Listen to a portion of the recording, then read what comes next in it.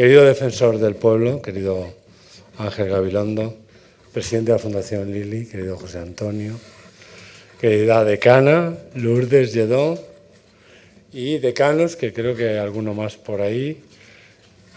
Señoras, señores, muchas gracias a todos por asistir a este acto.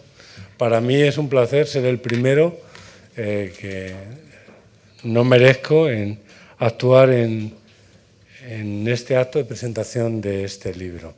Les voy a decir unas palabras y espero no aburrirles demasiado. Señala Harrison, el autor de un libro muy conocido en medicina, que se denomina Principios de Medicina Interna, que más allá de un conjunto de síntomas, signos, funciones alteradas, órganos dañados y emociones trastornadas, el paciente es un ser humano en busca de ayuda, alivio y confianza.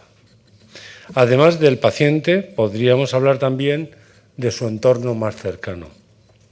Con esta reflexión les invito a introducirse en las páginas de la monografía Cuidados paliativos, una visión multidisciplinar, que, como les decía, tengo el honor de presentar en este acto. La obra es fruto de la estrecha colaboración entre la Universidad de Alcalá y la Fundación Lili, dos instituciones cuyos intereses convergen en actividades académicas como este libro o como el homenaje con el que cada año rendimos tributo conjunto a la figura de Andrés Laguna en la figura de un maestro de la medicina o del humanismo.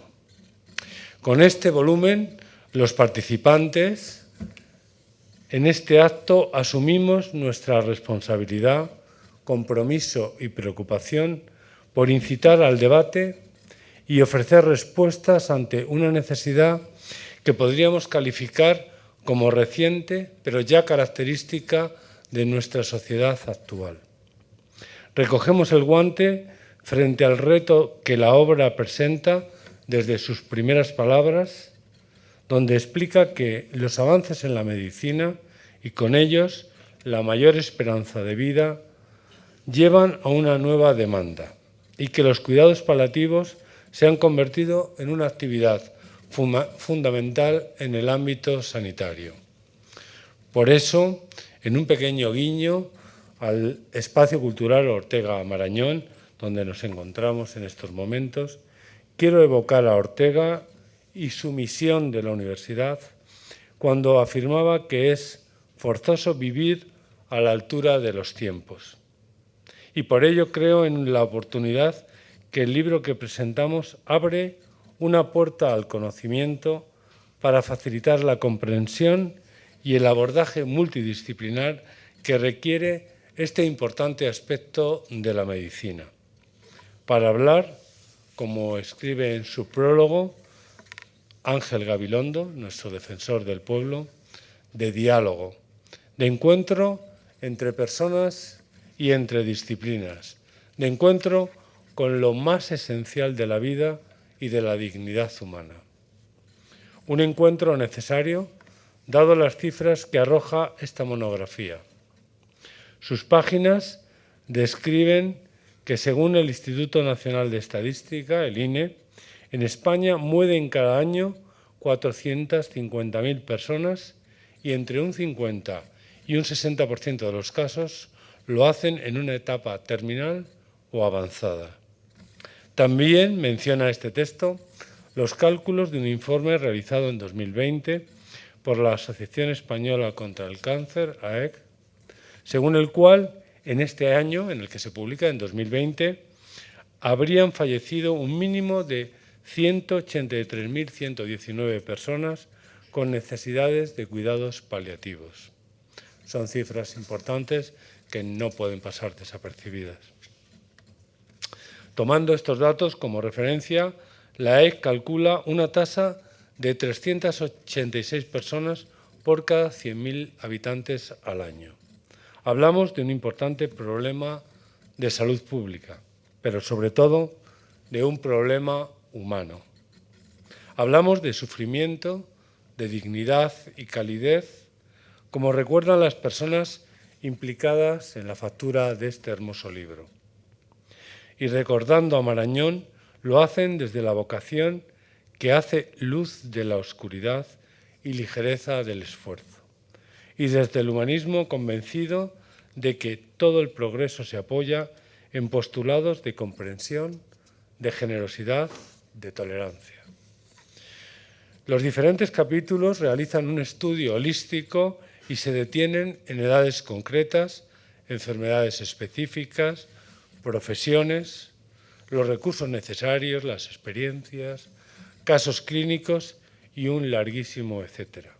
Ofrecen un análisis que, más allá de las cuestiones técnicas, científicas, legales y morales, destaca por la humanidad capaz de entender las necesidades del paciente, que más allá de su sufrimiento ahonda en la existencia de aspectos personales, sociales y culturales tan importantes para el enfermo y para quienes le rodean, como su propia enfermedad.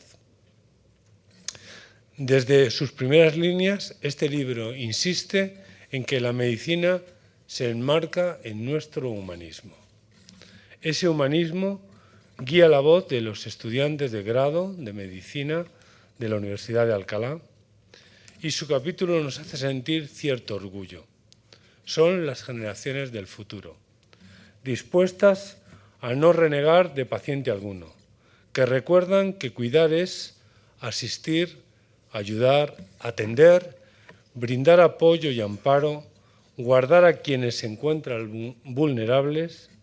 Puede ser un gesto amable, unas palabras bondadosas, una mirada compasiva y cercana, el esbozo de una sonrisa amiga, alentar al enfermo, apaciguar a los familiares, el consuelo en medio del dolor. Parece que este es el camino correcto. En sus palabras, estas nuevas generaciones unen la ciencia con la defensa de la dignidad y el respeto al otro, y se perfilan como dignas herederas del modelo humanista iniciado por el cardenal Cisneros en 1499, cuando dio forma al primer campus universitario planificado de Occidente, la Universidad de Alcalá. Por esta razón, y alguna más, la Universidad de Alcalá es la única universidad de nuestro país declarada Patrimonio de la Humanidad. Nuestra universidad se consolidó desde aquel momento, hace ya más de 500 años, como un centro académico de excelencia y destacó como institución generadora de una ciencia médica que llevó a la extensión del humanismo. Hoy seguimos reivindicando nuestro espíritu más universal y humanista, dedicando el mayor cuidado a los estudios que se imparten, a las investigaciones que se desarrollan y, en definitiva, a nuestro compromiso con la sociedad. Y lo hacemos, entre otras acciones, con la participación en la creación y edición de libros como este que hoy nos ocupa. Enhorabuena a los editores, a los autores y muchas gracias.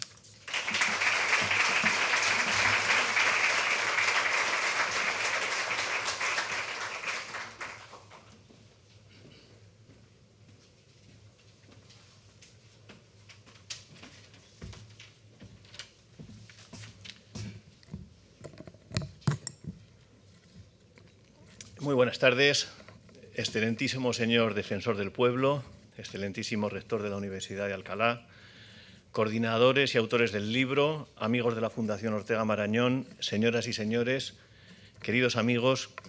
En primer lugar, en nombre de la Fundación Lili, quisiera agradecerles su asistencia a este acto de presentación del libro Cuidados paliativos, una visión multidisciplinar. Un agradecimiento muy especial al rector de la Universidad de Alcalá, don José Vicente Saz, y al defensor del pueblo, don Ángel Gabilondo, por honrarnos con su presencia en este acto y, por supuesto, a la Fundación Ortega Marañón por acogernos una vez más en este salón de actos. Voy a ser muy breve. Me gustaría señalar las razones por las que la Fundación Lili decidió apoyar la edición de este libro. En primer lugar, por la temática. Creemos que es un libro y un tema de enorme actualidad, muy necesario en esta época y además alineado con las líneas de nuestra fundación. Como saben, los pilares son la ciencia, la medicina y el humanismo, y dentro de la medicina y del humanismo una línea en la que hemos trabajado desde hace años, que es la medicina centrada en el paciente. En segundo lugar, por la calidad de la obra. Yo creo que está llamado a ser un libro de referencia dentro de los cuidados paliativos. Y en tercer lugar, por ser una iniciativa de la Universidad de Alcalá, con la que colaboramos desde hace más de una década en temas relacionados con la formación, actos como la lección magistral Andrés Laguna, la excelencia en la innovación de la educación médica, etc. Quiero, por tanto, felicitar a la Universidad de Alcalá por esta iniciativa y a los editores por el enfoque del libro. No es un libro típico de medicina lleno de tecnicismos, es más bien un libro de reflexión, de pensamiento y de futuro. Un libro en el que están representadas muchas voces que tienen que ver con los cuidados paliativos, no solamente la de los médicos especialistas, la enfermería, la farmacia, la atención psicológica, también están los cuidadores, los trabajadores sociales, los expertos en legislación, gestores y estudiantes, entre otros. Y sobre todo está el paciente en el centro a lo largo de todos los capítulos. Conceptos, como ya ha dicho el señor rector, como la muerte digna, el alivio, la prevención, el sufrimiento, la calidad de vida, el dolor, duelo, silencio, familia, miedo, información, verdad o derecho, se repiten a lo largo de sus páginas. Y hay una pregunta que plantea el capítulo sobre cuidados paliativos en el siglo XXI que me pareció que resume a la perfección el objetivo del libro. Dice así: si aceptamos que los cuidados paliativos alivian el sufrimiento y previenen la pérdida de calidad de vida, hay que resolver por qué todavía muchos pacientes que mueren por enfermedades en las que es posible identificar la fase terminal, avanzada o de fragilidad extrema no son incluidos en programas que les hubieran permitido morir con menos dolor y menos sufrimiento. Yo creo que esa es la pregunta que queda en el aire y que debe impulsarnos a evitar esa situación lo antes posible, actuar ya, porque al final el problema de los cuidados paliativos no es un problema abstracto. Desgraciadamente, es verdad que la esperanza de vida aumenta cada año, pero no aumenta al mismo ritmo la esperanza de vida con buena calidad de vida, ¿no? Por lo tanto, y por desgracia, antes de lo que pensamos, esos pacientes de los que nos habla el libro, que parecen pacientes abstractos, es probable que pronto sean nuestros conocidos, nuestros amigos, nuestros familiares o nosotros mismos, ¿no? De ahí la urgencia a la que me refería. Y ya doy paso a la profesora Lourdes Lledó, una de las coordinadoras de la obra, profesora titular de la Universidad de Alcalá, es decana de la Facultad de Medicina y coeditora, como digo, y además una auténtica impulsora, ¿no?, de este libro de cuidados paliativos. Muchísimas gracias.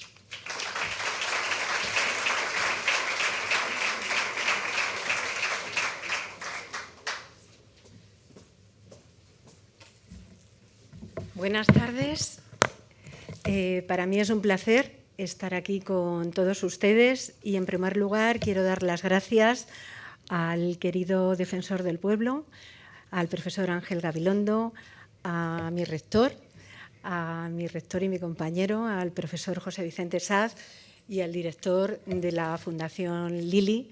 También ya quiero considerarle un amigo, al doctor José Antonio Sacristán, y darles la bienvenida y el agradecimiento a todos los compañeros y amigos que esta tarde están aquí con nosotros, con todos aquellos que hemos impulsado un proyecto muy ilusionante que comenzó en octubre del año 2020.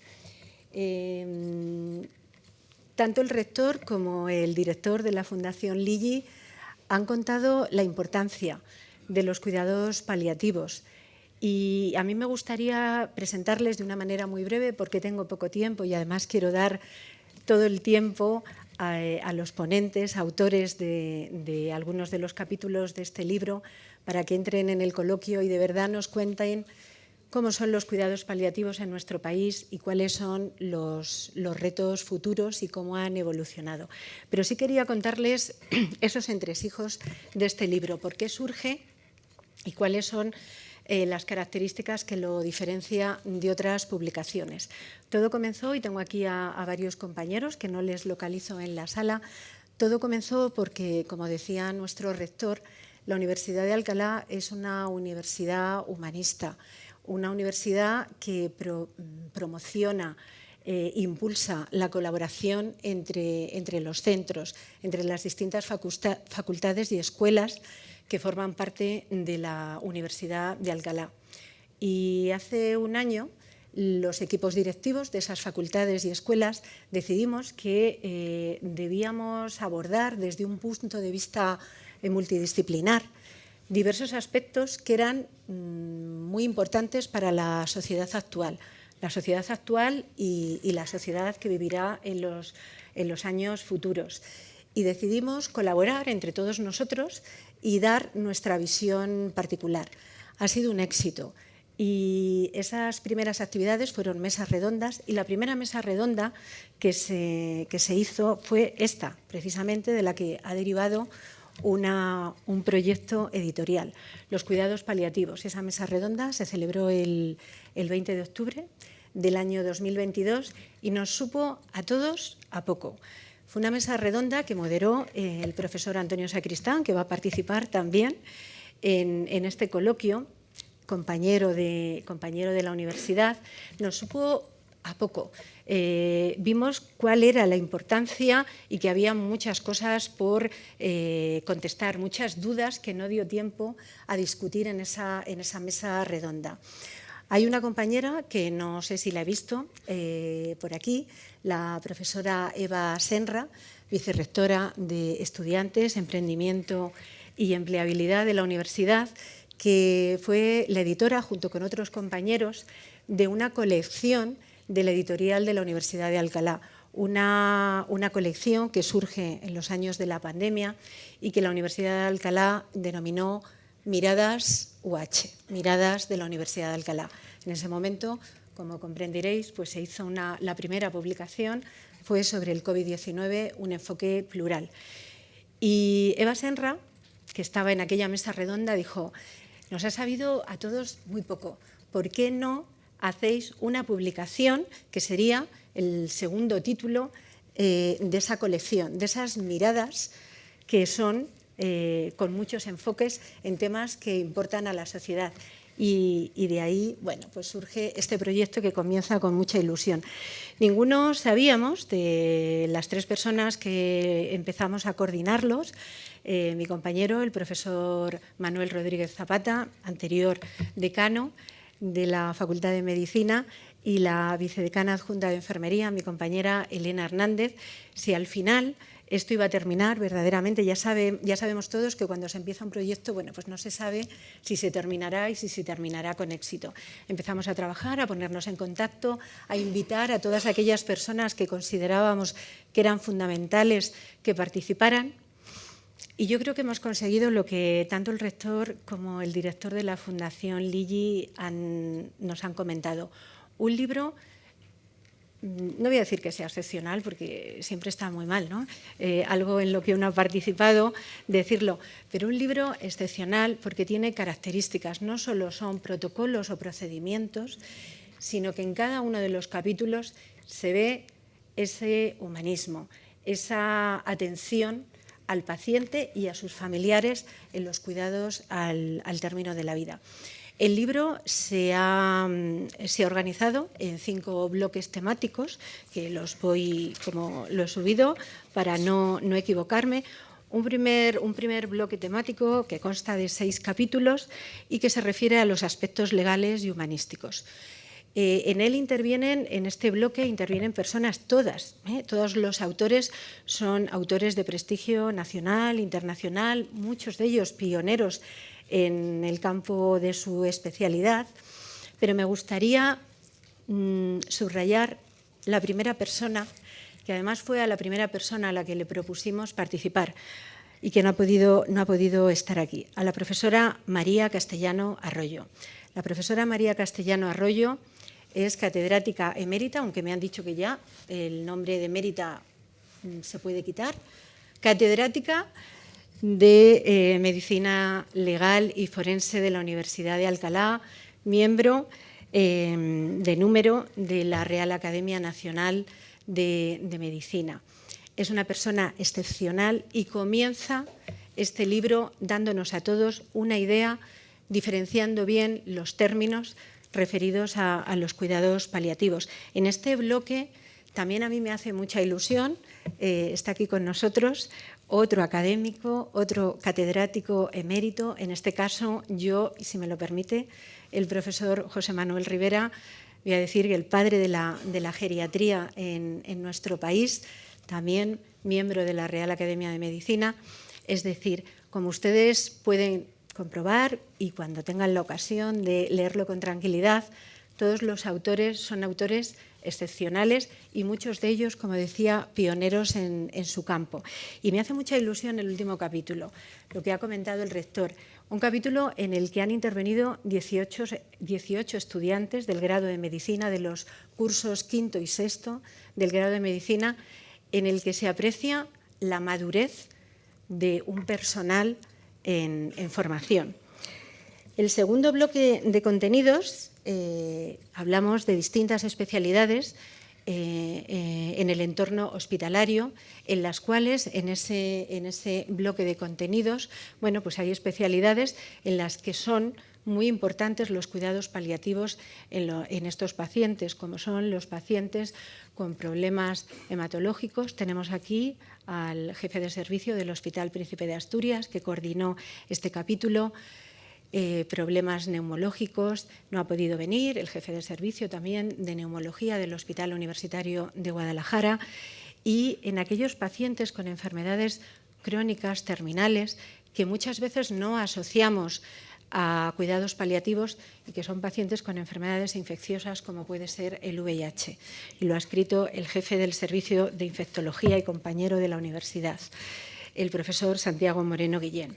Luego viene un capítulo muy amplio de los cuidados paliativos en el entorno comunitario, en el que participan pues profesionales que muchas veces no están integrados en esos equipos de cuidados paliativos multidisciplinares como son los farmacéuticos, geriatras, compañeros también nuestros, pero que hablan desde otro punto de vista de los cuidados paliativos en el entorno comunitario, como son las residencias sociosanitarias, psicólogas, trabajadoras sociales y enfermeras comunitarias de centros de salud. Hay un bloque para mí muy importante que lo han hecho en conjunto y es la visión de los cuidados paliativos por un equipo multidisciplinar, en el que todos los integrantes del equipo multidisciplinar, en este caso del Hospital Universitario Príncipe de Asturias, aportan su experiencia ya de muchos años y su visión como grupo, como equipo. Y por último, algo que muchas veces no nos gustaría a ninguno de nosotros atender o pensar en ellos por la edad, ¿no?, que tienen los pacientes, que son los cuidados paliativos pediátricos. En este caso, lo ha coordinado el profesor Ricardo Martino, que va a estar también aquí con nosotros, que es el jefe de la sección de cuidados paliativos pediátricos del Hospital Infantil Universitario Niño Jesús. Por lo tanto, como veis, han participado muchos autores, un total de 54 personas, 18 de ellas estudiantes, profesores de distintas universidades, de la Universidad de Alcalá, de la Universidad Complutense de Madrid, de la Universidad Autónoma de Madrid, personal sanitario de los hospitales universitarios Príncipe de Asturias, Ramón y Cajal, de Guadalajara, del Hospital Infantil Universitario Niño Jesús, centros de salud como el Centro de Salud Virgen del Cortijo, y han participado muchos de esos autores pertenecen a distintas sociedades de cuidados paliativos y con responsabilidad en ministerios o en las administraciones públicas. Es multidisciplinar porque se han abordado los cuidados paliativos desde muchos ámbitos. Por ejemplo, desde el ámbito del derecho, con nuestro profesor Fernando Díaz Valés, profesor de Derecho, lo tenemos ahí, y que normalmente no forma parte, ¿no?, de un equipo multidisciplinar. Por lo tanto, abogados, enfermeras, farmacéuticos, psicólogos, trabajadores sociales, médicos y médicas de numerosas especialidades: atención primaria, medicina interna, hematología y hemoterapia, neumología, geriatría, pediatría, infectología. Es decir, como veis, esa visión multidisciplinar ha sido real. Hemos tenido también el honor de que el prólogo se lo pedimos y nada sorprendidos, pero fue porque sabemos que está muy ocupado, pero el prólogo lo escribió el defensor del pueblo, el profesor Ángel Gabilondo, al que le quiero dar mi agradecimiento personal, y yo les recomiendo a todos ustedes que lean ese prólogo que él titula Cuando la dignidad es amistad. Es muy interesante y nos abre otro mundo, esa parte humana que tiene este libro. Este libro está orientado para todas aquellas personas en formación de grado, de posgrado, que quieran dedicarse a los cuidados paliativos. Y como os decía, no es meramente protocolos, hay mucho más en este libro. Quiero dar las gracias a mucha gente, y ya para acabar, dar las gracias a todos los autores. Han respondido inmediatamente, han cumplido los plazos. Quiero dar las gracias a la Universidad de Alcalá, en la figura del rector, pero también a la editorial de Alcalá. Tenemos aquí a todo el equipo directivo, al director, al profesor Pedro Sánchez Prieto, a la jefa de sección, Nuria Villarizo, a los editores, maquetadores, Ronda Vázquez. Ha sido un placer trabajar con ella. Quiero dar las gracias a la Fundación Ligi. Nos ha pegado ese empujón, nos ha ayudado en la edición, publicación, difusión en esta presentación. Verdaderamente, cuando se lo planteamos al inicio, no tuvieron ninguna duda. Y quiero dar las gracias a todos ustedes que están aquí y, por supuesto, a mis dos compañeros, a mis dos queridos compañeros, a Elena Hernández y a Manuel Rodríguez Zapata. Ha sido un placer trabajar con ellos, pero no solo ha sido un placer trabajar con ellos, sino que el trabajar con ellos es la excusa para pasar tiempo con ellos. Y eso sí que es un placer. Y para terminar y dar paso al coloquio, a mí me gustaría leerles la dedicación que nosotros tres, Elena, Manuel y yo, hemos hecho en la presentación de este libro. Y la hemos hecho verdaderamente no como profesionales de las ciencias sanitarias, sino como personas que vamos a ser cuidadas siempre, seguro. Y lo único que nos gustaría es que estos cuidados fueran equitativos, que aumentaran, que se generalizaran, tanto a nivel geográfico en nuestro país, pero en otros muchos sitios, para todas las personas que lo necesiten. Por lo tanto, ahí va la dedicatoria. A todas aquellas personas que cuidan de nosotros a lo largo de la vida, y especialmente a los profesionales sanitarios, trabajadores sociales y familiares, que se ocupan de que al final de nuestro tiempo mantengamos la dignidad y de paliar el miedo, la ansiedad y el dolor. Muchas gracias a todos ustedes.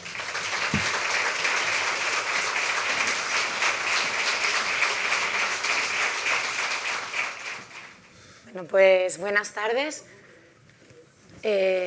Brevemente solo dar las gracias y manifestar mi enhorabuena porque yo he recibido el libro siendo ya lectora, no he participado de todo ese proceso que nos ha contado la decana.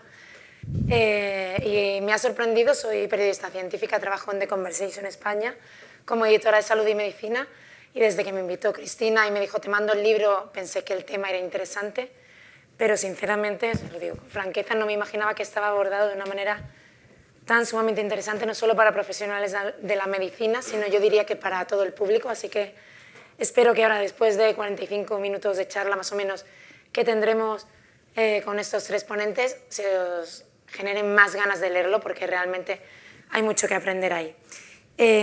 Os presento también muy rápido a los participantes para empezar a hablar. Tenemos aquí a Ricardo Martino, que como nos decían es pediatra y jefe de sección de la Unidad de Atención Integral Paliativa Pediátrica del Hospital Infantil Universitario Niño Jesús. Tenemos también a José Manuel Rivera, que es catedrático emérito de Geriatría de la Universidad Complutense de Madrid. Y tenemos a Antonio Sacristán, que es especialista en oncología y coordinador científico de la Estrategia Nacional de Cuidados Paliativos. Gracias a los tres. Y si os parece, yo la primera pregunta que creo que a lo mejor es interesante plantear y se la empiezo planteando a Antonio es ¿quién es el destinatario de estos cuidados paliativos? Porque leyendo el libro, por ejemplo, definían, ¿no? Me parecía un término interesante, terminal, como alguien que va a morir en un plazo máximo de 6 meses, ¿no? Creo que estaba en el capítulo de José Manuel Rivera. ¿Sería esa la definición? Porque siempre pensamos a lo mejor en el paciente oncológico, a ver si nos lo puede aclarar. A ver si lo aclaramos. ¿Funciona el micrófono? Sí. Sí. Elena, déjame 30 segundos. Ya que estamos aquí, déjame agradecer. Agradezcamos, ¿no? Venga. Sí, yo quiero agradecer, por supuesto, a la Universidad de Alcalá y en particular a la editorial Universidad de Alcalá y en particular a los editores y en particular a los 2 editores con los que he tenido más relación, que son Lourdes Lledó y Manolo Rodríguez Zapata. A Lourdes le podría decir 1000 cosas, es una persona con muchísimas virtudes, pero hay una que a mí me gustaría tener, que es tu tesón, porque yo creo que solo con el tesón que tú tienes se puede sacar adelante un proyecto como este. Y sí, me da envidia eso. Y luego quiero agradecerle, por supuesto, a Manolo Rodríguez Zapata, con muchas menos virtudes que tú, Lourdes, sin ninguna duda, pero tiene una que a mí sí me gustaría y es ese saber estar que tiene siempre. Yo lo envidio un poco. Y, por supuesto, quiero agradecer, como no, a la Fundación Ligi y, en particular, como no, a José Antonio Sacristán, como no podía ser de otra manera. Primero has tenido un detalle leyendo ese parrafito de mi capítulo y eso me ha parecido, yo creo que eso lo has hecho intencionadamente. Y luego, además, quiero confesar públicamente que tú y yo tenemos un contencioso oculto que tú no conoces, y es que cada vez que yo quiero actualizar mínimamente mi currículum en Internet, me encuentro con el tuyo. Y me provoca verdaderos deseos de fusilarte cosas, que no lo he hecho nunca, pero me cuesta. No sé, ¿qué me habías preguntado, Elena? Normal. No, a ver, ¿sabes qué pasa? Que yo, claro, como cada vez que me invitáis a algo así, yo como que necesito justificar un poco por qué estoy aquí. Yo estoy aquí solo por la experiencia que he atesorado después de muchísimo tiempo de atender a muchísimos pacientes. Pero la experiencia y el conocimiento a veces viajan juntos, pero no siempre. A veces hay gente con muchísimo conocimiento carente de experiencia y otras veces la experiencia no aporta especial conocimiento, que me temo que podría ser el caso. No, la experiencia sí la tenemos y la experiencia y el conocimiento sí, lo tenemos sacado ¿de quién? Sacado de los pacientes. Y cuando tú atiendes a muchísimos pacientes hay una cosa que sí, que llama la atención y es que es tan distinto cada paciente que atiendes y son tan distintas las diferentes situaciones que es todo un campo que como mínimo lo que te invita es prácticamente a dudar de todo, es decir, a no estar seguro de nada y a plantear las cosas siempre desde, además, y lo digo completamente, vamos, no por tirarme el moco, no, planteando las cosas siempre que vas a someter sobre todo a la opinión pública desde esa perspectiva crítica y de que todo necesita confirmación. Los cuidados paliativos, como los entendemos, y esto es una pequeña introducción para lo que voy a decir, tal como los entendemos a día de hoy, ¿dónde tienen su origen? Tienen su origen básicamente en dos. Si tú me dices, Elena, destaca 2 hechos, yo te diría Cecil Saunders en el mundo anglosajón, que es la que pone en marcha todo ese movimiento de hospice, que sabéis que engloba la atención a los pacientes con enfermedad terminal. Y luego, para mí, hay un documento que aparece en 1990, que es un grupo de expertos de la OMS, que se viene a llamar como Dolor en el cáncer y cuidados paliativos. Ese es un documento que es, en algún sentido, el que pone el foco en un problema. Y ese problema, ellos cómo lo expresan. Los cuidados paliativos y el tratamiento del dolor en el cáncer son un problema de salud subatendido. Y yo, ojo, cuando empecé a contar estas cosas, que fue a principios de los 90, cuando decía esto, yo me paraba y decía, ¿cómo es posible que tengamos en la mano la posibilidad de intervenir y, sin embargo, mantenemos que esto es un problema de salud subatendido. Ese documento a mí me pareció esclarecedor, porque además, de alguna manera, aunque no se metía en la parte más organizativa, sí daba pasos en ese sentido. Y ahí, claro, con ese título, Dolor en el cáncer y cuidados paliativos, ¿qué paciente es el que destaca ahí? El paciente con cáncer terminal. Entonces, ahí aparece toda una definición que es un paciente en el que hemos agotado o no ha habido nunca alternativas terapéuticas que fueran eficaces, es un paciente en el que podemos establecer una esperanza de vida muy limitada, medida en semanas o pocos meses, es un paciente donde hay síntomas múltiples con el dolor siempre apareciendo en este tipo de documentos, y es un paciente en el que se dice: toda la organización que hagamos, toda la asistencia que hagamos, la vamos a centrar no solo en el paciente, sino en lo que es su familia. Y eso, ojo, es una definición tremenda.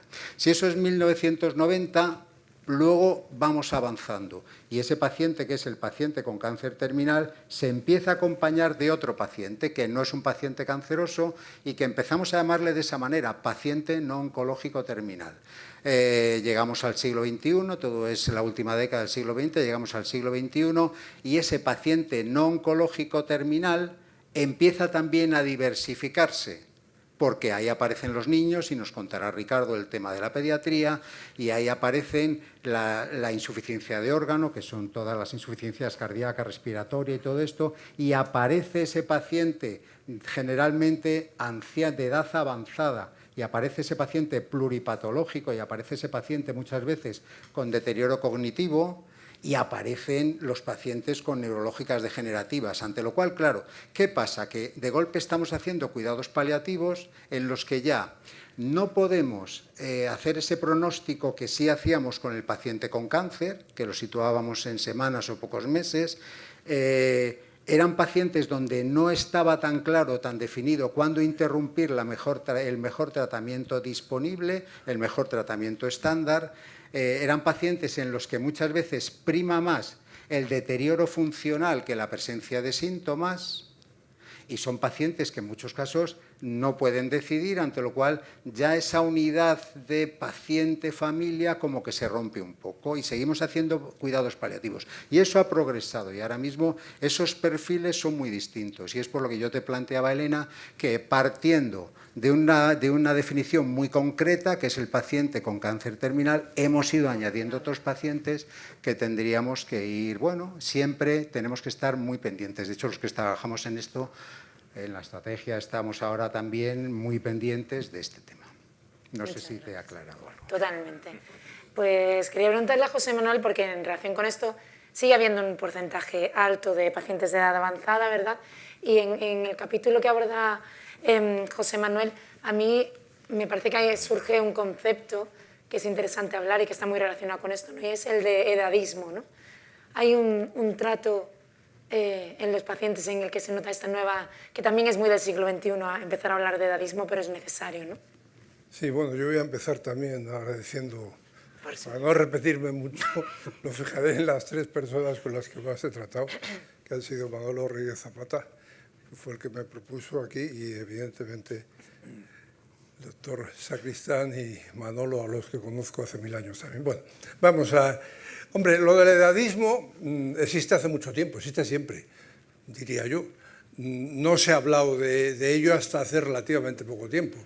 Y cuando se acuñó el término, que es una tradición del ageism británico, que fue en el año 1969, la primera vez que se habló de edadismo en inglés, aquí durante mucho tiempo se ha estado hablando de ageísmo, de viejismo, de etaísmo, de edaísmo también, y hace medio año la Academia ya dijo lo de edadismo. Que la Academia lo define como discriminación, prácticamente como sinónimo de discriminación. Hay más posibilidades de edadismo, los prejuicios, por ejemplo, ya hay más.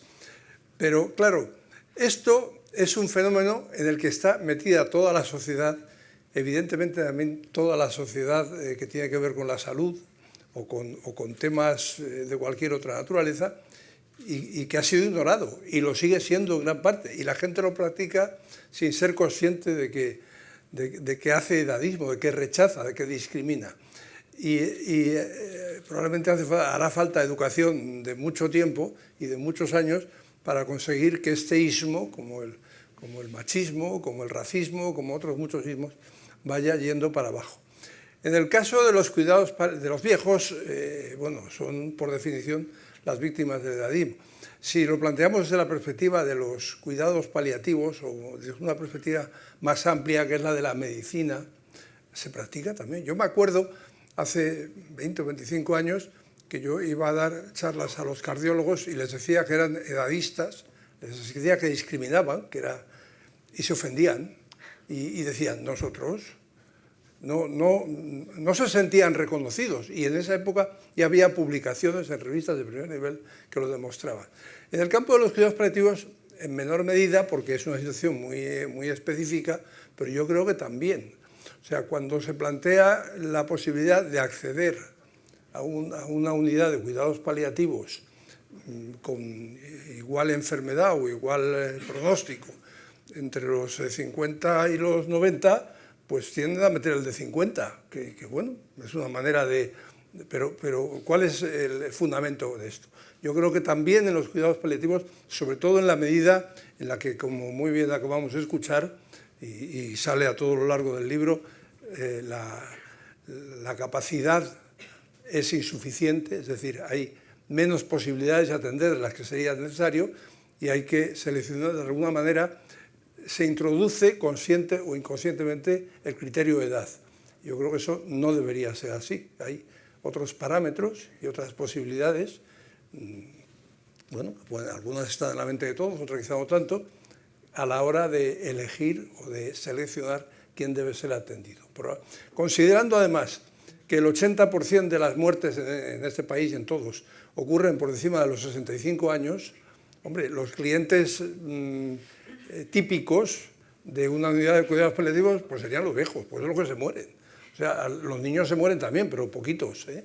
Y a los 30 y los 40, pues muchos menos también. Entonces, no debería haber nunca una discriminación por edad para nada, pero concretamente tampoco para ser ingresado en un sitio donde presumiblemente se le va a facilitar o se le va a aliviar todos los problemas que lleva inherente el hecho de morirse. Muy interesante. Hablaremos también de las discriminaciones distintas que hay en relación con todo esto de cuidados paliativos, pero quería enlazar con todo esto y hacer ese repaso de edades, ¿no? Hemos visto la diversidad de pacientes, veamos ahora los dos extremos de la vida, los mayores con este edadismo y los niños que cuando hablamos de cuidados paliativos yo creo que a la mayoría no se nos pasa por la cabeza, pero realmente lo necesitan, por suerte un porcentaje inferior a los mayores, ¿no? ¿Cómo es ese asunto? ¿Por qué no está visibilizado y qué particularidades tiene, Ricardo? Bueno, yo en foros como este, siempre empiezo diciendo que hay niños que mueren. No son muchos, pero los hay. Eso es lo primero que hay que repetir varias veces, porque cuando se muere un niño siempre se busca el culpable, la noticia, y cuando suceden cosas así en un servicio de urgencias, en una unidad de neonatología, pues los periodistas llaman. ¿Cómo puede ser? Y entonces dices, bueno, pues porque es así. O sea, entonces, yo siempre les invito a los periodistas a que me llamen cuando haya pasado la noticia, ¿no? Cuando se acabe el morbo, porque buscan siempre una cuestión. Hablando de los agradecimientos, ¿no? Yo tengo que agradecer a Elena Hernández. Como todos aquí, casi todos o la gran mayoría somos del siglo pasado, pues en el siglo pasado, en los años 90 que yo estaba en el Hospital de Alcalá, empezamos a hacer cursos destinados a enfermería y pediatría, y fueron cursos que empezaban a ser multidisciplinares porque la marca de fábrica era: en ese curso tiene que participar tanto médicos como enfermeras para poder aportar al conocimiento y a la experiencia. Y en esos cursos ya empezábamos a hablar de la muerte de los niños, de los cuidados paliativos. O sea que, y es verdad que hasta el año 2000, como decía antes Antonio, la Academia Americana de Pediatría no publica su primer paper oficial de estos son los cuidados paliativos pediátricos, aunque nosotros ya de pequeños lo hacíamos. ¿Cuántos niños se mueren en España? Pues un 1% de todos los adultos. Eso es muy poco, pero al que le toca pues tiene un impacto devastador, porque además nosotros no tenemos el problema de lo de terminal ni de avanzado, ni a veces nosotros trabajamos con enfermedades iniciadas, porque en la pediatría hay enfermedades que solo con el diagnóstico ya tienes el pronóstico y sabes que ese niño se va a morir en meses o en años. Muchos de los pacientes que se atienden en la pediatría se mueren pocos cada año, pero arrastran 20 años de enfermedad, 15 años de enfermedad, cada vez enfermedades más invalidantes con mucho impacto en la vida del niño, en la vida de la familia, en la pérdida del trabajo de los padres, en el impacto emocional de todos. Entonces, bueno, pues hay que dedicar esfuerzo y dedicar atención a esos niños y a esas familias. Y una de las cosas que se ha estado hablando aquí, se habla de la visión multidisciplinar, nosotros tenemos que dar dos mensajes que a veces son muy de perogrullo. Uno, los niños se mueren, y dos, los niños son personas. Porque como por edad o por discapacidad pues no hablan o no se comunican de forma habitual, porque un 70% de los que atendemos tienen una discapacidad importante, hay que decir que son personas. Por tanto, hay que presuponer, por supuesto, que como personas sufren. Entonces, esto de elevar la mirada del paciente a la persona, hay que hacerlo en los niños y hay que hacer un esfuerzo mayor, porque en general todo el mundo decide por el niño, protege al niño, piensa que lo que hace es siempre lo mejor para el niño, y a veces esto que en los adultos o en los cuidados paliativos se llama el pacto o la conspiración de silencio, en los niños es tremendamente frecuente, porque hay una buena intención, pero una buena intención no es lo mismo que una buena acción, ¿no? Una buena intención es querer hacer el bien y una buena acción es hacer el bien. Entonces muchos padres, por querer hacer el bien a su hijo, le someten a una situación de aislamiento, por ejemplo, con una información de pronóstico, de enfermedad, que sea, que el niño le gustaría preguntar, le gustaría rabiar, le gustaría llorar, pero hay una especie de coraza a su alrededor y entonces muchas veces por esa pretendida buena intención a veces a los niños se les somete a una situación de aislamiento emocional que podemos entender que provoca un sufrimiento mayor. Así que bueno, por ahora hasta ahí. Guau, madre mía. Lo siento, lo siento. Respiramos. Pero hay que aprovechar, cuando hay un poco de foro hay que... No, pero pretendía que esto fuera una conversación y por eso voy a ir al hilo de lo que has planteado y creo que surge mucho a los tres, ¿no? Es una pregunta que os voy a trasladar a los tres y vosotros la hagáis como queréis, pero esto tiene mucho que ver con la medicina del paciente persona, ¿no? Habéis hablado de esa persona y de la toma de decisiones. Las dos cosas han entrado muy en juego, lo que ha dicho Ricardo. ¿Quién decide? ¿Cómo se decide? Y luego también he visto ahí un punto de lo multidisciplinar, ¿no? Lo interesante que es ese capítulo que dedicáis a esa parte más psicológica de cómo atender, esto no solo es una dimensión médica, ¿no? Hay mucho de atención psicológica y de gestión de emociones, por ejemplo. Entonces, quería que me contaseis, si queréis, en el mismo orden que habéis intervenido o como vosotros os veáis, esta parte de toma de decisiones, ¿no? Veo que en la edad avanzada a veces la toman los hijos por nosotros, en la edad, cuando somos pequeños, no podemos hablar, no podemos decidir y la toman los padres. Esta dificultad, y bueno, luego está el papel de los médicos, ¿no? Que también ha ido cambiando mucho, creo, me decía también antes Antonio Sacristán, ha cambiado mucho el papel del médico, cuánto decide el médico, cuánto interviene ahora el paciente. Entonces, sé que esto son un montón de cosas a la vez, pero creo que están muy conectadas. Si te parece, Antonio, empezamos hablando, por ejemplo, de eso, del cómo se reparte ahora la decisión entre médico y paciente, cómo era antes, cómo es ahora, cómo ha evolucionado, y luego vamos viendo cómo ocurre en la edad avanzada y cómo ocurre en la edad infantil también, esa corresponsabilidad. Yo, Elena, sabes que tengo la sensación de que en este espacio breve, porque son 30 años de desarrollo de los cuidados paliativos, como te decía al principio, tal cual los concebimos ahora, yo creo que han cambiado muchísimas cosas. Yo creo que han cambiado muchísimas cosas y están pasando muchísimas cosas en solo 30 años. Si empezamos a enumerar, aparte de 2 crisis económicas descomunales, aparte de la pandemia, aparte de que ahora tenemos 2 guerras abiertas que son tremebundas y un largo etcétera, lo que yo creo que ha cambiado es el paradigma, sobre todo en lo que tiene que ver con la relación médico-paciente. Y eso yo creo que para nosotros está siendo, no sé si un problema, pero sí algo a considerar. A mí, ya soy talludito, pero cuando fui a la universidad a mí me enseñaron, o yo aprendí de acuerdo a un modelo donde el médico, conocedor de lo que mejor le venía al paciente, tomaba las decisiones. Y estamos en un momento en el que, como mínimo, el médico acompaña al paciente en el proceso de toma de decisiones. Es decir, ahora mismo hemos cambiado de ese modelo paternalista, y todo tiene que ver además con un cambio de base profundísimo, que es todo el desarrollo de la tecnomedicina. Ojo, con esa sensación, esa especie como de idea de inmortalidad que está empezando a transmitir y que la vida se va a prolongar prácticamente sin fin. O sea que sin entrar en eso, lo que sí hemos pasado es de ese modelo paternalista a un modelo donde la persona, y está muy bien lo que decía Ricardo de que los niños son personas, también los pacientes adultos son personas, Ricardo, aunque parezca una perogrullada, ojo. No, claro. En ese empoderamiento de la persona, donde la autonomía permite algo tan relevante como que una persona en determinadas situaciones decide el cuándo, el dónde y el cómo de su propio final. Y eso a los médicos nos pone en una situación completamente distinta, donde ahí lo que haces, participas en el proceso de toma de decisiones, acompañas en el proceso de toma de decisiones, pero no tomas tú las decisiones. Y yo creo que eso está haciendo que otros derechos relacionados con este, es decir, toda esa amalgama de derechos que tienen que ver con la muerte digna, se estén desarrollando de una manera completamente distinta.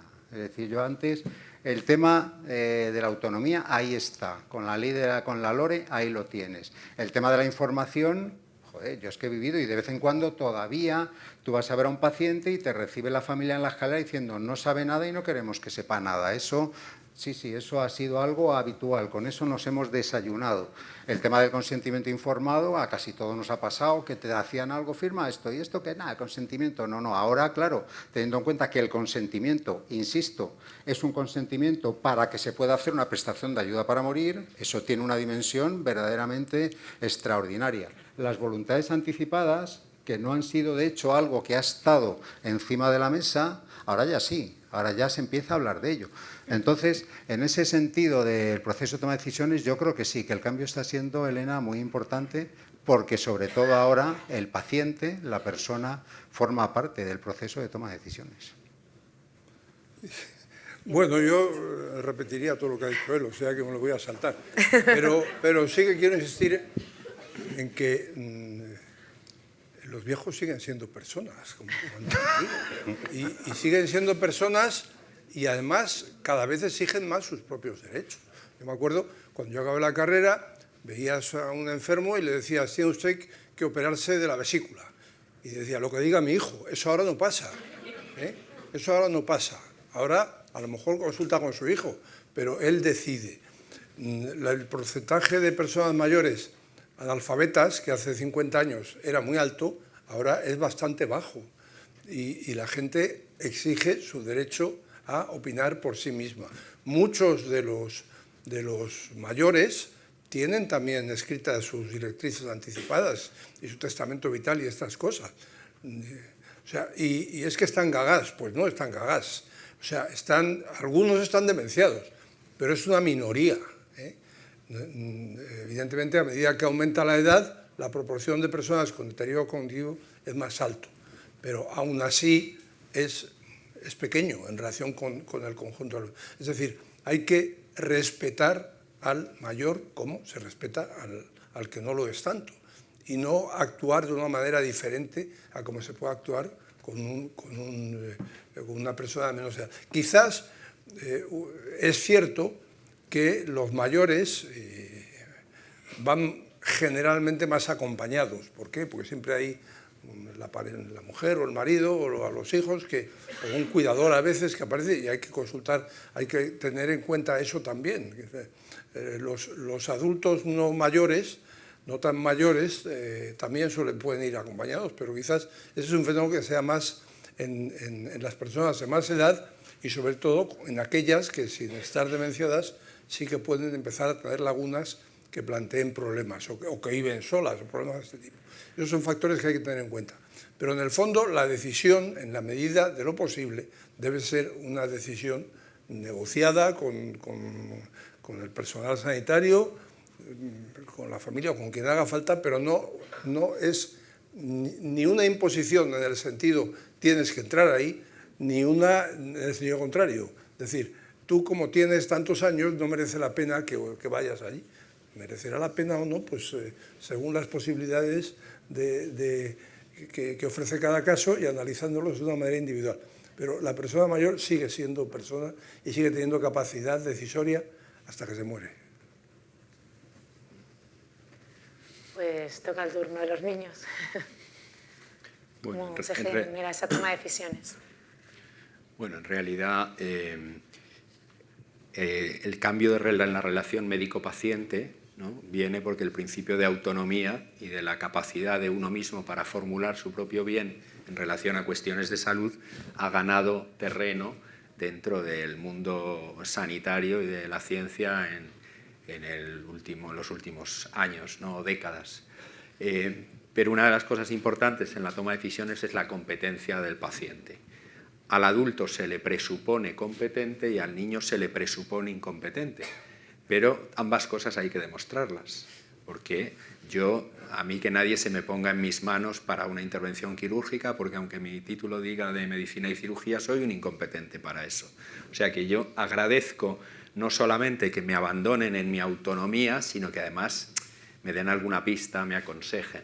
¿Qué pasa con los niños? Que del principio de autonomía hay que pasar a lo que se llama el mejor interés del paciente, es decir, hay que buscar el bien conociendo quién es ese niño, cómo ha sido su vida, qué cosas son importantes para él, y aunque no pueda expresarse, si se puede expresar, tenga la edad que tenga, hay que escucharle y tenerle en cuenta. Y si no se puede expresar, hay que buscar entre unos y otros el mejor interés del paciente. Y esto de entre unos y otros significa entre los padres, la familia y el personal sanitario, que tienen que ser decisiones compartidas, pero no pueden ser simétricas. O sea, uno no puede decir, bueno, esto a mí no me parece bien, pero si lo dice la familia, lo hacemos. Ni tampoco puede decir, bueno, pues lo que diga la familia es una irresponsabilidad, lo vamos a hacer nosotros. No es eso. Pero como hace falta competencia para decidir bien, los médicos podemos hablar con las familias respecto a qué es lo bueno, pero no respecto a la dosis de corticoides ni al tratamiento estricto. Y a veces la familia que lee ahora lo lee todo, pues viene con su lista puesta, ¿no? Y yo recuerdo un día con una familia en un paciente con cáncer, y el padre, pues en ese contexto, estaba argumentándole al oncólogo, no, pero este tratamiento y tal, y entonces decía, porque yo he leído y yo tengo y tal, y entonces yo le tuve que decir a ese padre, mire, usted puede que tenga el conocimiento, pero el oncólogo tiene la experiencia, y la experiencia tiene valor, porque la experiencia, ¿no?, esa costumbre acumulada de sintetizar el conocimiento con el caso concreto, ¿no?, esas preguntas que te surgen en la clínica diaria, eso es lo que te hace poco a poco ir pasando de la experiencia, y en tu caso, Antonio, yo creo que ahí en los bordes de la sabiduría, porque para eso peinas canas, ¿no? Eso es lo que pasa con los años y con el trabajo dedicado. No siempre, no siempre. Pero en este caso, no, creo que como en todos, hay una experiencia con nosotros, hemos aprendido de los paliativistas de adultos. Y yo cuando empecé en esto, bueno, cuando me adentré, pues hice un máster de paliativos de adultos donde conocí a Daniel. Y bueno, pues yo ahí aprendí muchas cosas, pero me di cuenta de que lo de los niños era otra cosa totalmente distinta. Sin embargo, nosotros, que empezamos aprendiendo de ellos, hay algunas experiencias que pueden serles útil. Por ejemplo, todo el tema de la toma de decisiones en pacientes que no tienen competencia, y que cada vez más es un problema que se está dando en el mundo de los adultos. El decidir por el otro, pero teniendo en cuenta, respetándole como persona, teniendo su propio bien, sabiendo quién es y cuál ha sido su trayectoria de vida. Entonces, bueno, creo que ahí, como nosotros no hablamos con casi ningún niño, o no nos hablan, ¿vale?, porque no pueden, pues estamos bastante entrenados en hacer eso y creo que es algo en lo que podemos intercambiar. Me surge, veo a raíz de lo que contáis que ese cambio en el rol médico-paciente, como decís, implica una toma de decisiones conjunta. Claro, también tiene que ir acompañada de una mayor formación, como decís, información. ¿Están normalmente los pacientes y las familias lo suficientemente informados? No que crean que lo están, que ya entiendo que todo el mundo busca en Internet y lo está, ¿no? Si cambiamos el rol, no debería acompañarse de una mayor formación en salud y incluso en la capacidad de autoinformarse y de saber dónde está el límite entre lo que sé y lo que sabe mejor el médico que yo. No sé si entendéis un poco la pregunta. Si gana autonomía, tiene que ser también acompañada de conocimiento, ¿no? No sé cómo lo veis. Tú empieza ahora. No, bueno, hombre, eso es evidente. Para todo hay que saber. Y la especialidad de paliativos, como nos acaban de decir, es muy reciente. Y además es muy amplia, porque no es ya médicos, que los hay procedentes en muchas especialidades. Si vamos a analizar una unidad de paliativos, nos podemos encontrar especialistas de por lo menos 5 o 6 especialidades distintas, sino que además hay que contar con la enfermería, evidentemente, que a su vez también procede de la enfermería que está en paliativos, antes había estado en partos, no sé dónde. Es decir, también es gente que viene de diferentes lugares y hay que contar con muchos más profesionales. Aquí se ha hablado del psicólogo, se ha hablado de los trabajadores sociales, en el libro salen a relucir los anestesistas, sale a relucir mucha gente. Entonces, eso, en el caso del médico, por ejemplo, requeriría que existiera una especialidad con residentes de medicina paliativa. Yo no estoy convencido, a lo mejor sí, no estoy convencido en ninguno de los dos sentidos. Sí que estoy convencido de que al menos eso que llaman área de capacitación, que lo prevé también además la legislación nuestra actual, debería serlo. Yo conozco gente que ha hecho la residencia en geriatría conmigo y que está trabajando en paliativos, pues algunos desde hace más de 20 años, y que probablemente son expertos de primer nivel, aunque vengan de ahí, pero lo mismo cabe decir de los intensivistas o de los médicos de medicina interna. Y supongo yo que en enfermería pasa algo parecido. Sí que haría falta. La gente, bueno, y él lo sabe mucho mejor, que lo cuente él, pero estoy convencido que la mayor parte de la gente que en este momento trabaja en cuidados paliativos, cuando acabó la carrera no sabía que iba a entrar ahí, y que ha ido aprendiendo pues sobre la marcha, ha ido aprendiendo pues bueno, en geriatría ha pasado algo parecido, ha ido aprendiendo según, a lo mejor una residencia, en el caso de los médicos, resolvería ese problema, pues no lo sé, no tengo la idea clara ahí. Yo a mí, ¿sabes lo que me parece, Elena? Que es que, claro, cuando tú tienes que estar todo el rato tomando decisiones en un mar casi nunca calmado, es verdad que es un proceso difícil. Mira que pasa el tiempo y cada vez tengo más claro que la medicina es una actividad difícil y los cuidados paliativos no lo es menos, o si me apuras lo es un poco más por el tema del sufrimiento y de la proximidad a la muerte. Entonces, es complicado. Por ahí, claro, cuando yo te contaba antes lo de que es el paciente en uso de autonomía el que entra aparte en el proceso de decisiones, estamos hablando de un paciente que ha cambiado, de una sociedad que ha cambiado, de un paradigma que está cambiando. Queda, ojo, otro cambio, y es dónde está ese médico del siglo XXI suficientemente formado e informado que es capaz de transmitir esa información para ayudar a que el que tiene enfrente tome decisiones y sin que esa información suponga un daño. Claro, que es que eso sería el médico del siglo XXI, sobre todo en el marco del desarrollo tecnológico.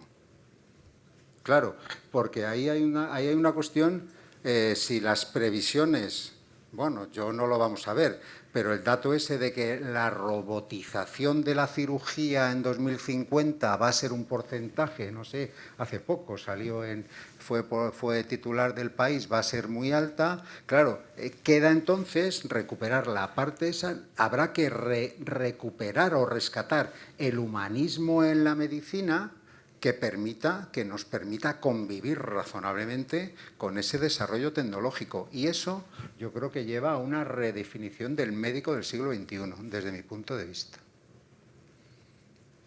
Yo creo que tú has empezado hablando de los pacientes informados, sí, y Antonio ha acabado hablando de los médicos informados y de cómo se transmite la información. Creo que una de las grandes deudas que todavía tenemos es el tema de la comunicación, claro, que sabemos o no sabemos hacer los médicos, ¿no? Y claro, se puede hacer, como decías tú, mucho bien o mucho mal. Claro, claro. Con lo que dices o con lo que callas, con la oportunidad y la inoportunidad. Y como los cuidados paliativos somos la estación término, dependemos de los proveedores. Y los proveedores son los otros especialistas que en un determinado momento deciden que ese paciente ya puede ser cuidado en cuidados paliativos. Y se lo tienen que contar. Y entonces muchas veces los pacientes llegan condicionados por lo que les han dicho o por lo que les han ocultado.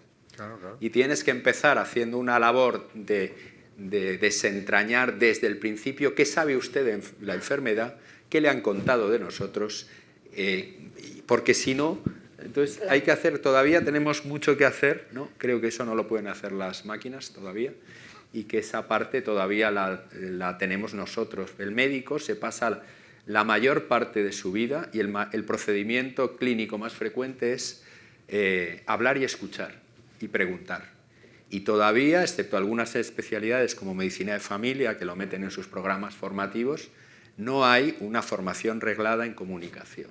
Y eso hace mucho daño al paciente, mucho daño.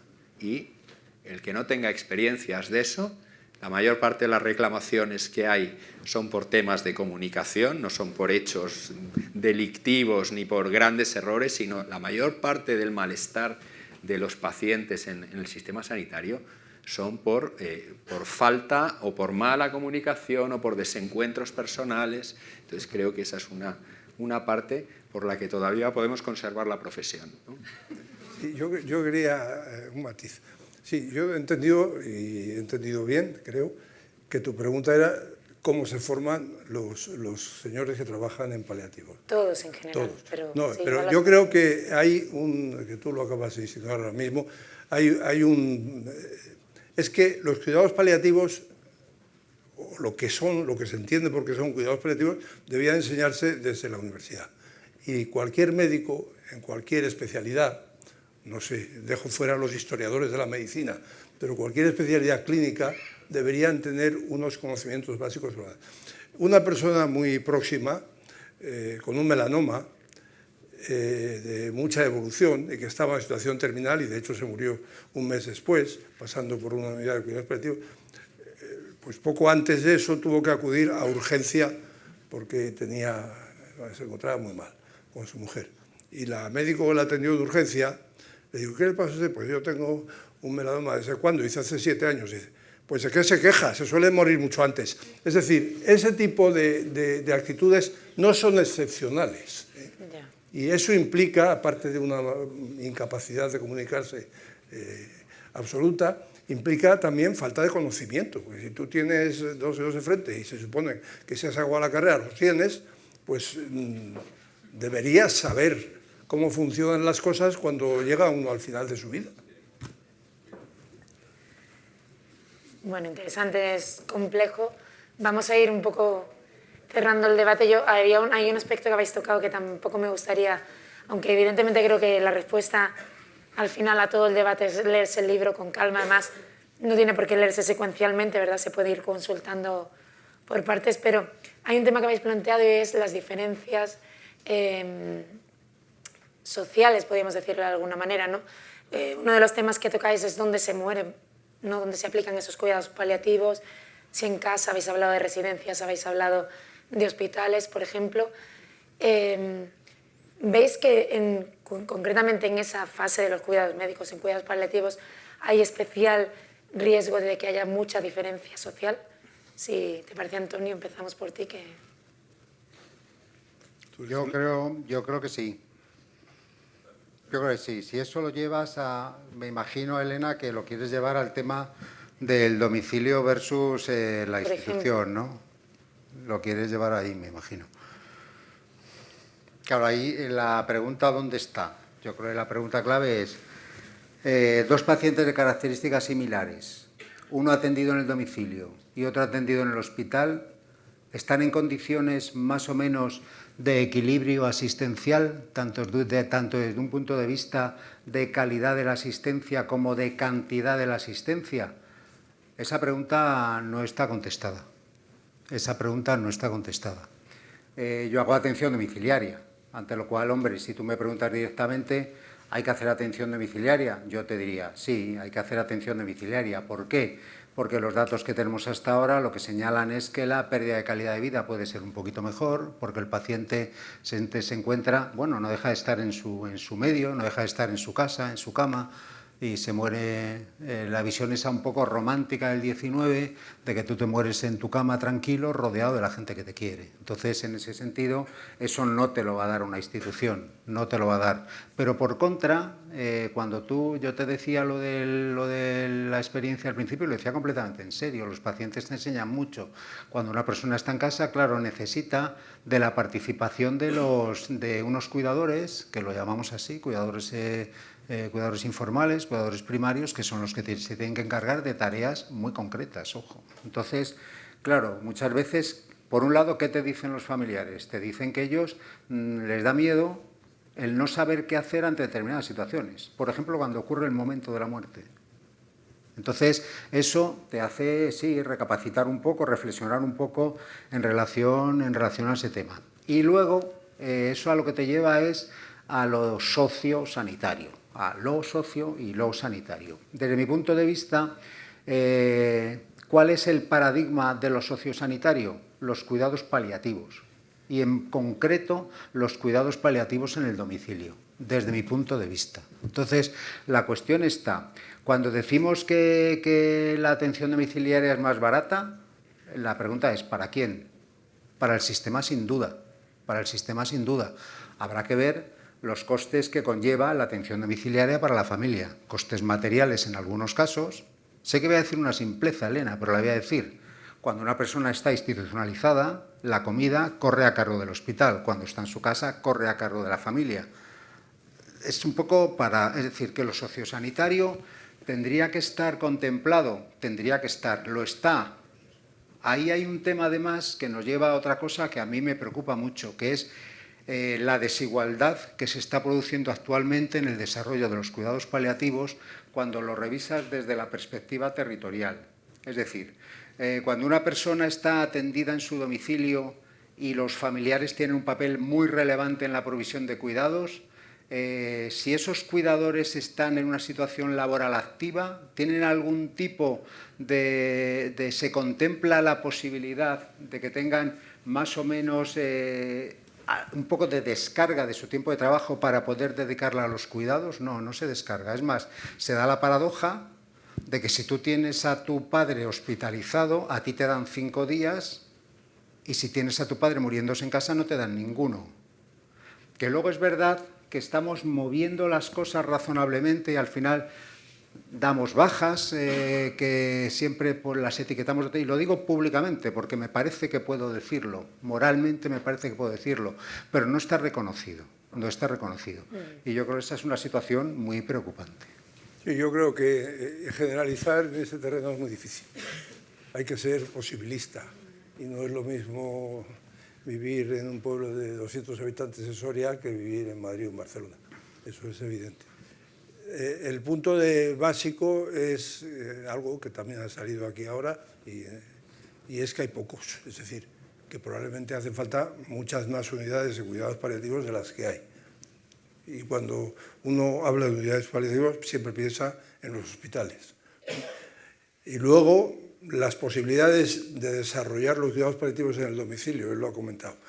Hay una situación intermedia, que son las residencias, y los centros sociosanitarios, que algunos son muy grandes, tienen más de 400 camas y tienen unidades específicas, es decir, determinados problemas que pueda haber en el domicilio, como ese de que no le den permiso al hijo de turno o el de la comida, pues ahí se juega menos con ellos. Hacen falta políticas que orienten el que determinado tipo de cuidados paliativos, según en qué circunstancias, se centren, por ejemplo, en las residencias. En España hay más de 500.000 personas viviendo en residencias, todos mayores, bueno, todos no, pero básicamente gente con una edad media por encima de los 80 en cada una de las residencias. Hombre, muchas de esas residencias tienen una mínima infraestructura sanitaria, es decir, puedes medir algunos, controlar algunos, tienen recursos farmacéuticos, si no directamente, posibilidad de acceder a ellos muy pronto, tienen gente con criterio para saber que a lo mejor en un momento dado hay que derivar o consultar con alguien fuera de la propia residencia. Pero yo creo que ahí es un campo donde también podía potenciarse, sin inventar excesivo número de cosas, un área de paliación importante. Pero en todo caso, hacen falta más y hace falta personalizar y analizar caso por caso. Generalizar en esto es bastante difícil. No sé, Ricardo, en cuanto a desigualdades, ¿tienes algo más que añadir? Hombre, muchas. O sea, no hay equidad en la prestación de cuidados paliativos ni entre el mundo rural y el mundo urbano, ni en las distintas comunidades autónomas, porque hay una estrategia nacional que solo puede promover, persuadir, convencer, pero al final la prestación depende de cada comunidad.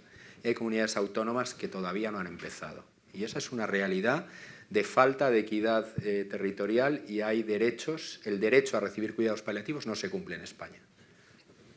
Para usted. ¿Vale?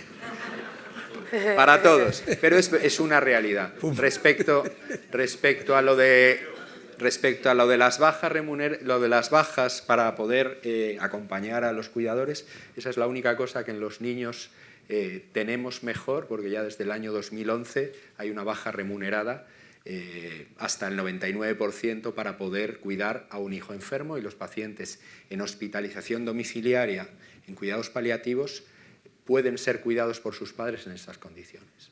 Pero la parte de equidad también, la realidad es que si alguien quiere que la gente pueda ser más cuidada en casa y pueda morir en casa, tiene que invertir en dos cosas: en atención 24 horas, porque la gente tiene miedo y se va al hospital porque siente inseguridad, no sabe si va a ser capaz de asumir la muerte, es verdad.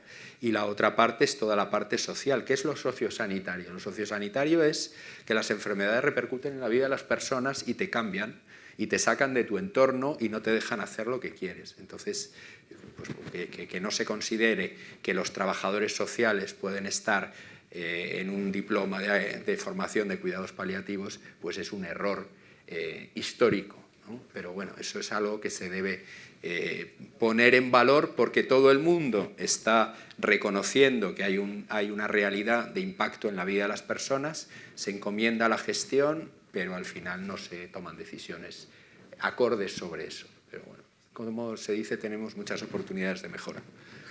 Yo creo que sí. Sí, bueno, yo a eso que has dicho de lo sociosanitario me parece que es algo más que eso. Es decir, la repercusión de las circunstancias sociales en salud es muy importante y se valora poco. En los viejos muchísimo. Vivir solo y tener una mínima incapacidad repercute en la salud directamente y por muchas vías, ¿eh? Y bueno, ejemplos serían infinitos. Pero vamos, quiero decir, para ampliar un poco. Y también influye lo demás, yo creo que estamos todos de acuerdo. Pues... sin... Yo, si me dejas de... Venga. Mira, le voy a proponer a José Antonio Sacristán un tema... Te voy a proponer un tema interesante, si quieres darle continuidad a esta charla, que no sé si te interesa o no, pero te voy a proponer un tema, 3 preguntas, por ejemplo. ¿De qué hablamos? ¿De cuidados paliativos o de paliativistas? te lo hago como propuesta. Es decir, ¿hablamos de cuidados paliativos o de unidades de cuidados paliativos? Lo digo porque me parece que sería un interesantísimo elemento de reflexión, ¿no? Van máxime cuando estamos intentando todo el tiempo poner en marcha programas de formación. ¿Para qué? Para los profesionales en general. Entonces, claro, esos programas de formación tendrían que tener un objetivo, tendrían que servir para algo. Lo planteo solamente como reflexión.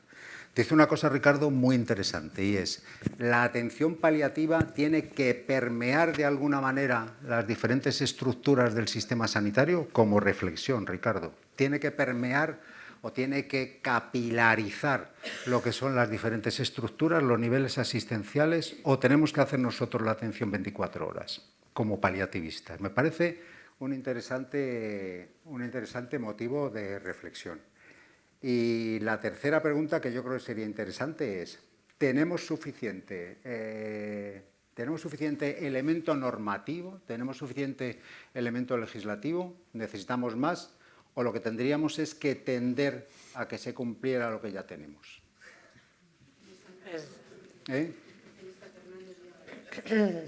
No, te lo digo porque me parece que le daría mucha continuidad, ¿no?, a charlas como esta. Muy bien. Pues muchas gracias a los tres. Creo que habéis sembrado inquietud, por lo menos habéis hecho que se mueva algo, y espero que eso os invite a leer el libro, que no sé si sale por ahí el QR, pero bueno, lo podéis descargar aparte del que os llevéis físicamente. Muchas gracias. Muy bien. Gracias.